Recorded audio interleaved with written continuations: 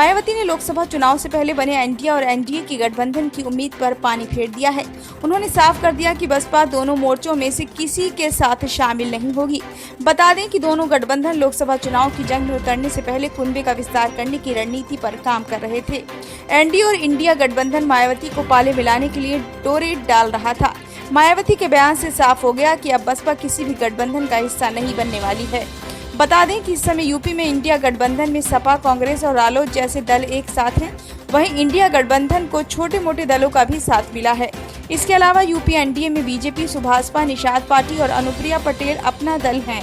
अब यूपी में इंडिया और एनडीए गठबंधन की तस्वीर मुख्य रूप से साफ हो गई है। बसपा पुराने फॉर्मूले पर 2024 का लोकसभा चुनाव लड़ेगी। विपक्षी दलों के गठबंधन इंडिया को मायावती से कुछ ज्यादा उम्मीद थी। जानकारों का कहना था कि मायावती के आने से लोकसभा चुनाव में इंडिया गठबंधन एनडीए के मंसूबे को झटका दे सकता है।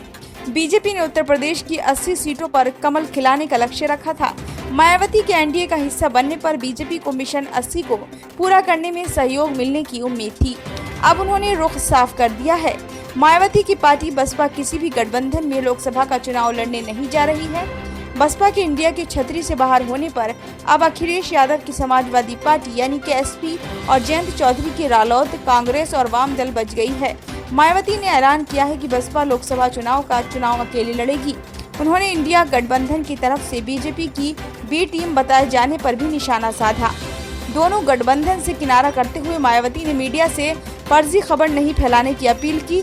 ट्वीट के जरिए उन्होंने एनडीए और इंडिया गठबंधन के ज्यादातर घटक दलों को गरीब विरोधी, जातिवादी और सांप्रदायिक बताया।